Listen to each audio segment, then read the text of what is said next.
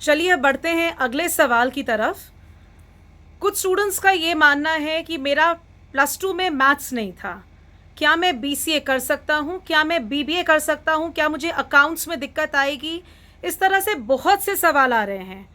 मैं चाहूँगी law sir आप इस प्रश्न का जवाब दें कि क्या वैसे बच्चे जिनका मैथ्स बैकग्राउंड +2 में नहीं था, क्या वो भी बच्चे ये वोकेशनल कोर्स कर सकते हैं, क्या वो भी इस जॉब को पा सकते हैं?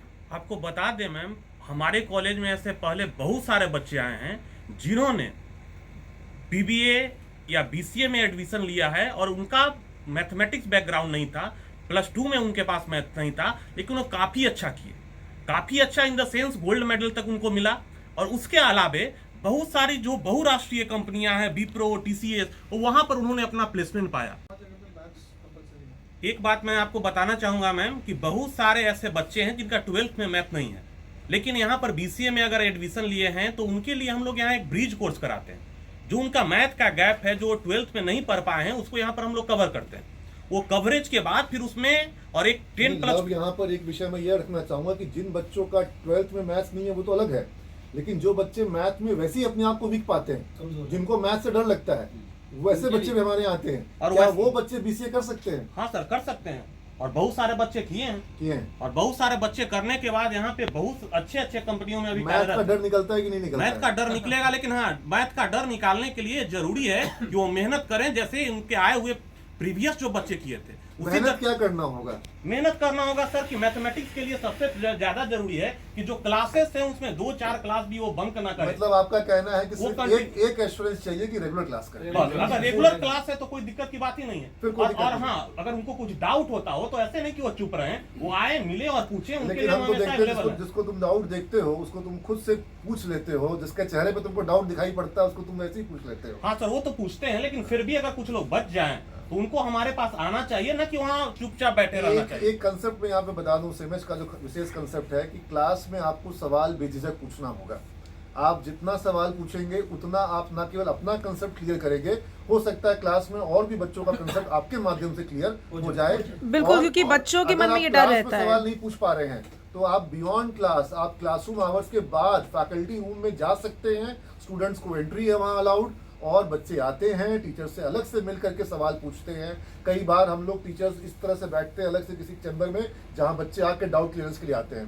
तो ये हमेशा, और यहाँ तक कि बच्चे व्हाट्सएप पे सवाल पूछते हैं। तो आप जैसे भी पूछो, लेकिन सवाल पूछो, जितना पूछोगे उतना आपको गेन होगा।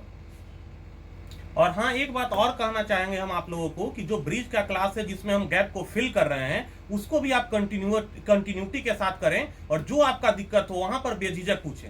एक बात और, कुछ यूनिवर्सिटीज में शायद आपको 10+2 में मैथमेटिक्स का रिक्वायरमेंट है। मैं स्पेसिफिकली मैं बता दूं, सिमेज में 2 विश्वविद्यालयों के कोर्स चल रहे हैं, जिसमें कि पाटलिपुत्र विश्वविद्यालय के तहत हमारे 3 कॉलेज हैं। एक कॉलेज हमारा आर्यभट्ट ज्ञान विश्वविद्यालय में है। तो आर्यभट्ट ज्ञान विश्वविद्यालय में हमें बच्चों का अलग से अपना एग्जाम लेकर के, उनका अगर मैथ्स नहीं है तो हम उसका मैथ का एग्जाम लेकर के उसको अलाउ कर सकते हैं। बीसीए के कोर्स में जो आर्यभट्ट का बीसीए का प्रोग्राम है उसमें हमारे पास ये सुविधा है कि हम बच्चे का अलग से एग्जाम लेकर के उसको अलाउ करें। और हमारे यहाँ कई सारे ऐसे बच्चे जिनका मैथ्स नहीं होता है उनको भी परमिशन मिलती है बीसीए करने की आर्यभट्ट में।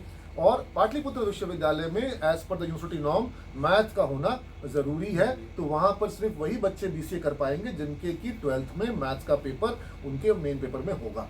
तो ये यहाँ पे मैं आपको क्लियर कर दूं कि पाटलिपुत्र में मैथ जरूरी है। आर्यभट्ट में अगर मैथ नहीं है तो भी आर्यभट्ट विश्वविद्यालय के बीसीए में आपको एडमिशन हम दे सकते हैं, प्रोवाइडेड कि आपको हम उचित पाते हो, उसके लायक पाते हो। और आर्यभट्ट विश्वविद्यालय का सिलेबस की बात की जाए, आर्यभट्ट विश्वविद्यालय की बात की जाए, या उसके बच्चों के अभी तक के जो उनका रिजल्ट है या जिस तरह का प्लेसमेंट बच्चों को मिला है, तो वो हर मामले में बेहतर है, इसमें कोई डाउट नहीं है। Aryabhatta Knowledge University is the technical university of the state, और ऑब्वियसली सिलेबस उनका ज़्यादा एडवांस है क्योंकि बाद में बना हुआ सिलेबस है। तो इसलिए ये अपने आप में एक अपॉर्चुनिटी है उन सारे बच्चों के लिए जिनके 12th में मैथ्स नहीं है, या जो पीसीबी के स्टूडेंट है, फिजिक्स केमिस्ट्री बायोलॉजी वाले जो स्टूडेंट्स हैं, उनको बीसीए करना है, तो उनके लिए एक इनेबलिंग मेजर है कि वो भी कर सकते हैं इस प्रोग्राम को, कोर्स को, बीसीए के कोर्स को। और बीबीए में मैथ्स का कोई रेगुलेशन नहीं होता है। बीबीए या फिर बीबीएम में मैथ्स का कोई रेगुलेशन नहीं है। और आपको एक बात और बता दें मैम, मैथ का कोई भी डर और कोई भी भय नहीं है। जिनका कमजोर भी है वो भी आसानी से सीख सकते हैं। सबसे आसान सब्जेक्ट है, सिर्फ समझने का है। आप कितने आसान से उसको समझते हैं, और उसके लिए हम यहाँ पर बहुत सा ज़्यादा मेहनत करते हैं कि आपको कैसे आसानी से उसको समझा सकें। Thank you. मतलब आपका कहना है लॉ सर, बच्चे जितना चाहें आपको परेशान कर सकते हैं, पूछ सकते हैं, और आप उसके लिए उनको ये फ्रीडम देते हैं कि बच्चे अपने प्रॉब्लम्स का सल्यूशन निकालें। हाँ ma'am. Thank you law sir.